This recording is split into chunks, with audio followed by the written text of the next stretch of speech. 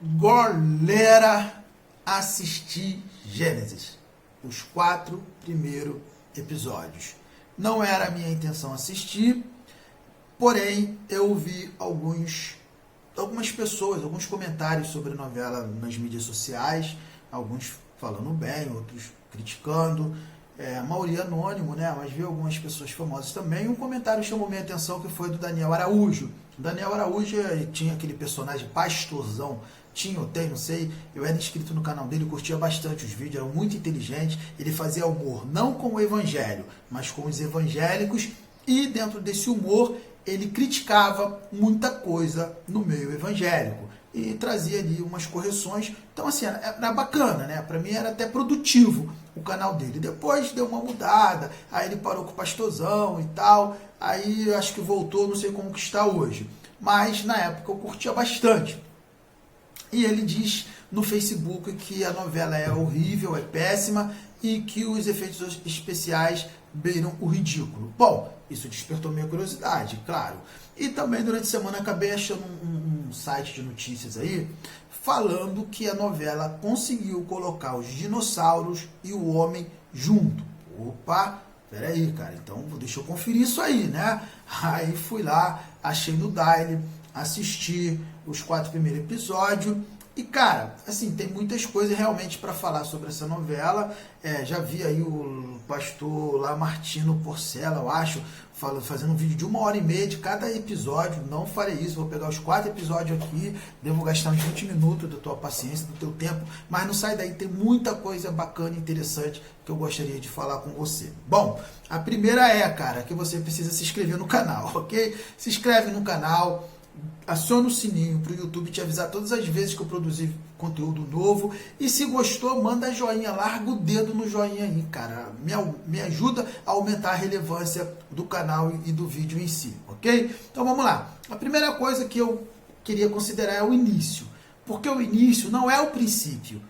O início é os dias de hoje, mostrando o governo humano desde a queda de Adão, né? Que fala da Primeira, Segunda Guerra Mundial, o 11 de setembro, violência do homem contra a mulher, pessoas entregues à prostituição, entregues aos vícios, né? Tudo isso aí é retratado e o criador, né? A voz ali sendo como se fosse de Deus, é o narrador, ele diz, não era para ser assim, vocês fizeram tudo errado, não foi para isso que eu criei vocês. Aí, ponto. No princípio eu criei os céus e a terra. Aí volta lá agora sim, de fato, para o Gênesis. Bom, aí não é uma crítica, galera, não é uma crítica, é uma ideia. Eu faria diferente. Eu pegaria ali uma cena da novela 10 Mandamentos, que Moisés está escrevendo Gênesis, né? No princípio criou Deus os céus e a terra era sem forma e vazia, e depois explodia lá para as imagens da criação, só com a voz narrativa de Moisés, poderia ser até do ator dos 10 Mandamentos mesmo,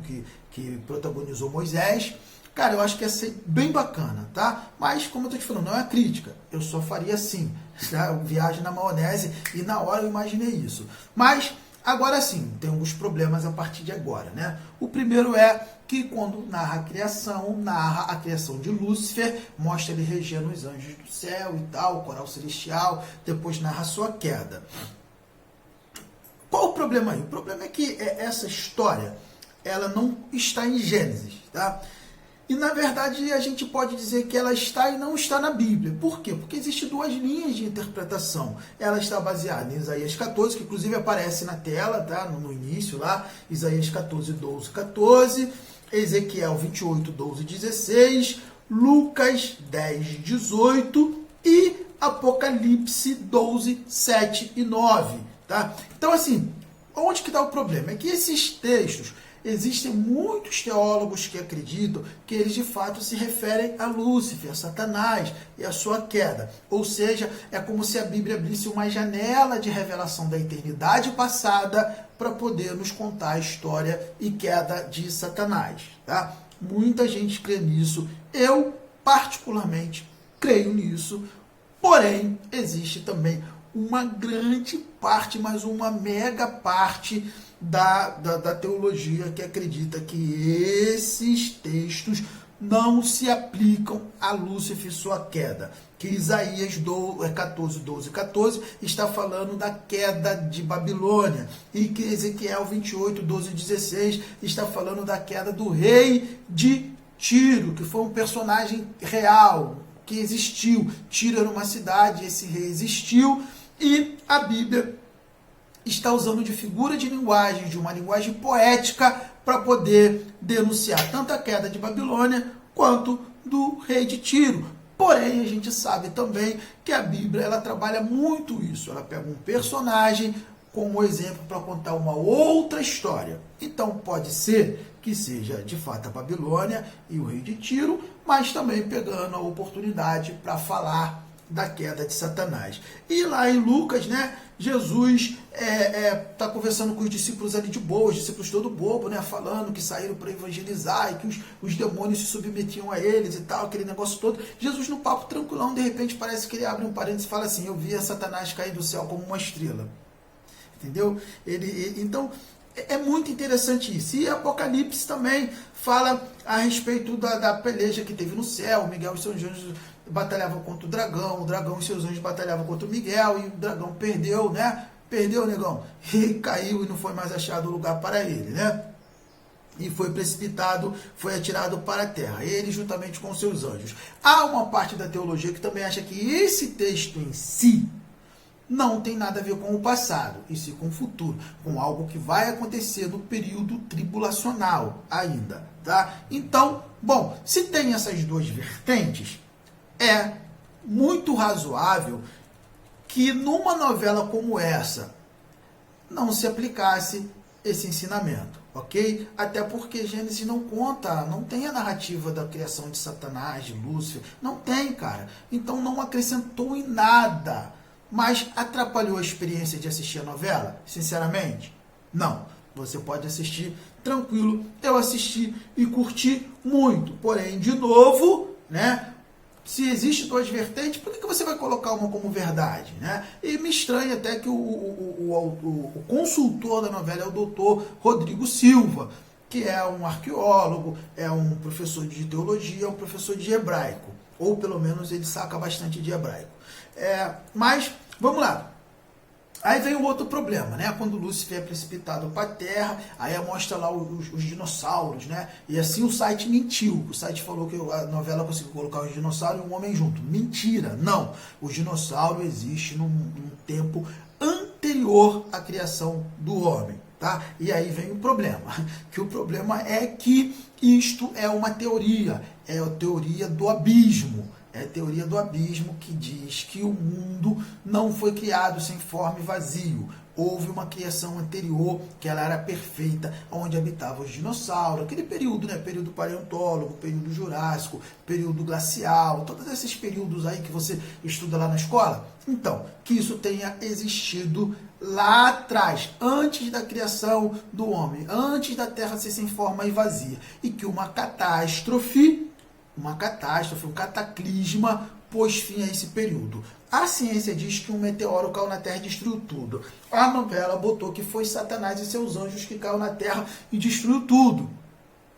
Entendeu? Aonde que mora o problema nisso? O problema é que isso de fato é uma teoria. E é uma teoria do criacionismo. Não confunda criacionismo com quem crer que a Terra foi criada por Deus. São duas coisas diferentes. Eu creio que a Terra foi criada por Deus. Porém, o criacionismo é uma parte da ciência que tenta provar, através da ciência, que Deus existe e que o mundo foi criado por Ele. Onde que está o problema nisso?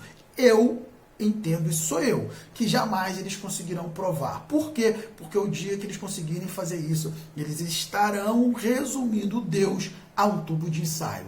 E Deus não cabe em um tubo de ensaio. A ciência não pode provar que Deus existe. Aqueles que se aproximam de Deus se aproximam pela fé, crendo que Ele existe. Hebreus fala isto, ok? Então não vai ser a ciência que vai provar que Deus existe. É a tua fé que vai te aproximar de Deus. Então, o problema é que quando você faz isso, você está dizendo que uma teoria é verdade. Quando você coloca na novela, na narrativa, como fazendo parte da narrativa bíblica, você acaba dizendo que essa narrativa é verdade. Logo, se essa narrativa é verdade, a narrativa do criacionismo, do movimento científico, criacionismo, é verdade, então você também está abrindo uma porta para que um outro movimento científico de uma teoria chamada evolucionismo, que foi primeira desenvolvida por Charles Darwin e a partir daí foi trabalhada por diversos outros cientistas, também é verdade.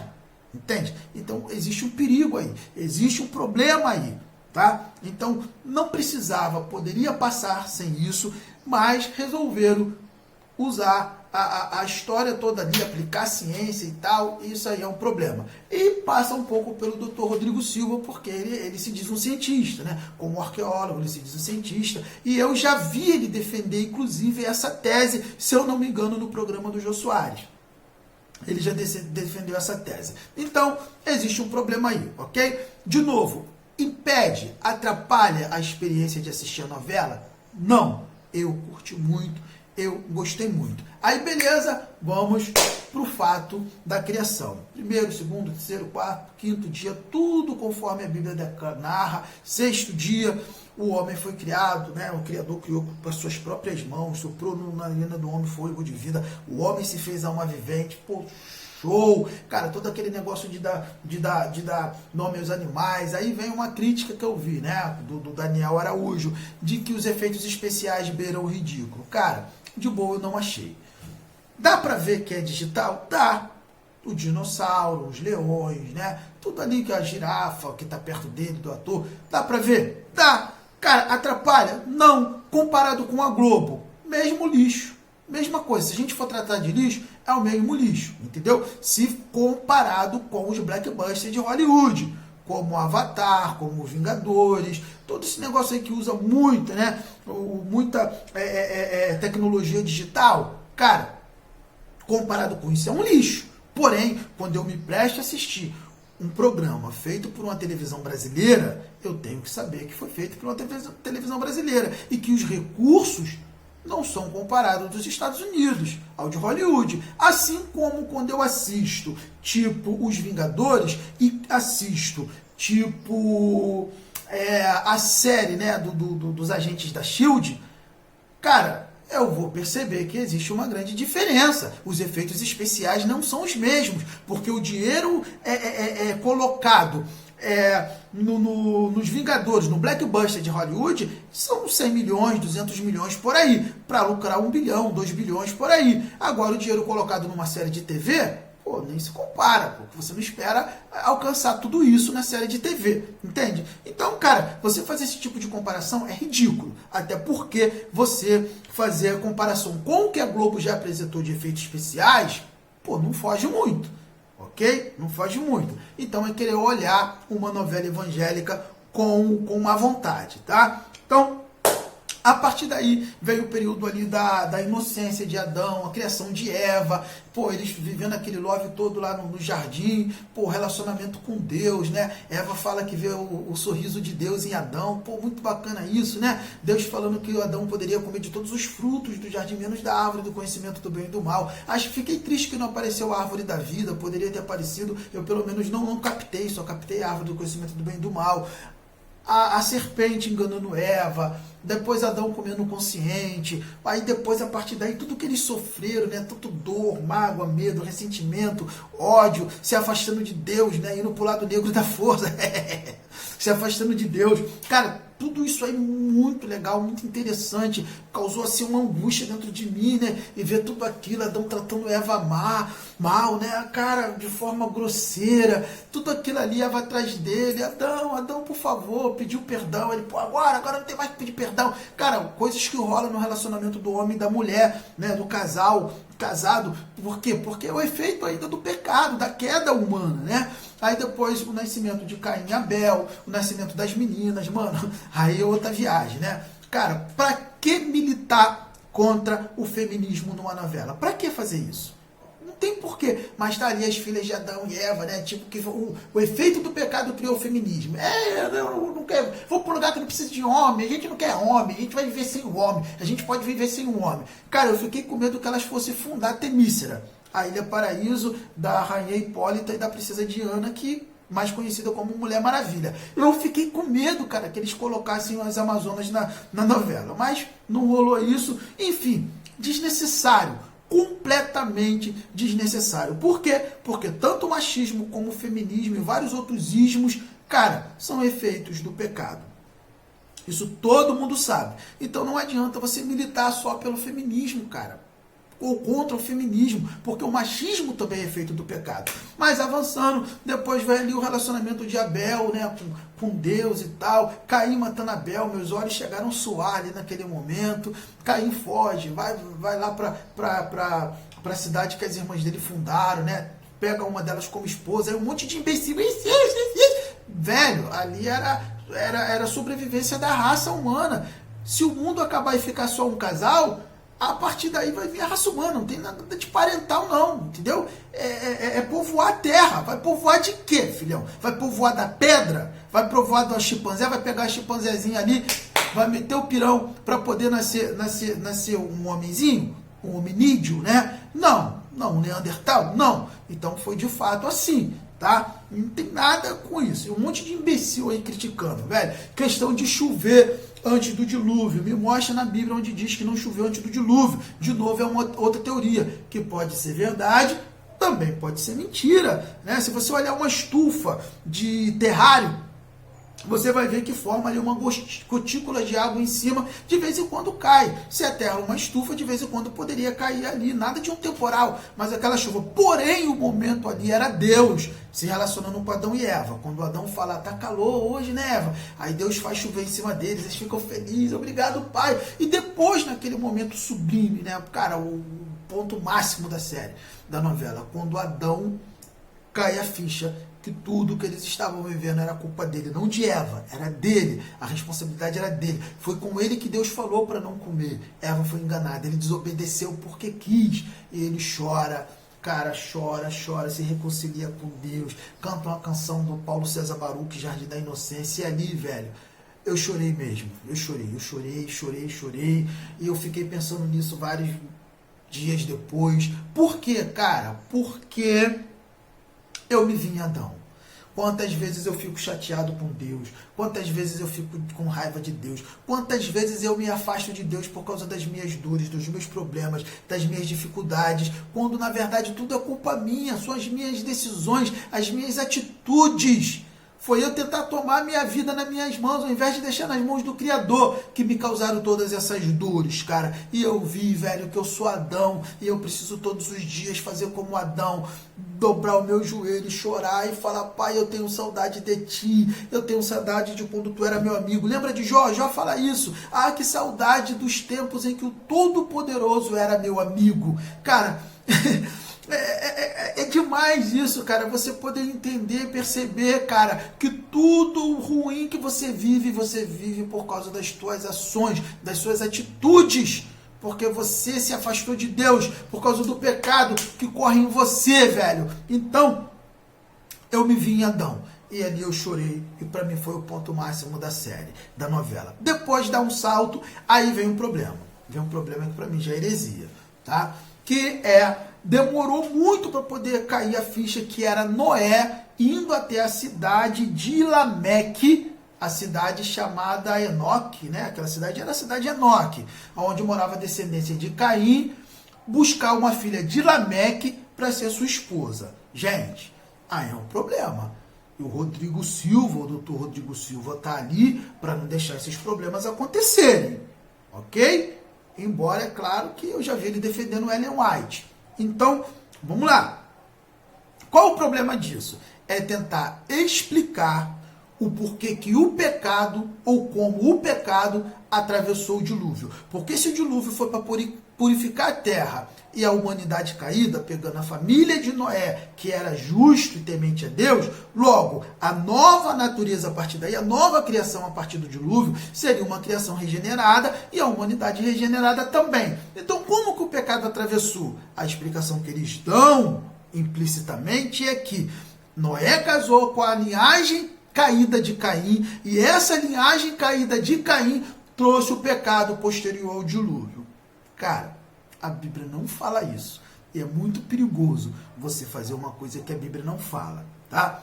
Outro ponto, eu já vi o doutor Rodrigo Silva defendendo o fato de que a descendência, que os nefilins, melhor dizendo, que os nefilins são fruto da descendência de Sete, que para ele os Benai Elohim, em hebraico, filhos de Deus, são a descendência de Sete, que coabitou com a descendência caída de Caim, e daí nasceram os nefilins, né, os gigantes ou os heróis valentes da antiguidade. Bom, assim sendo, Cão sem Jafé eram nefilins.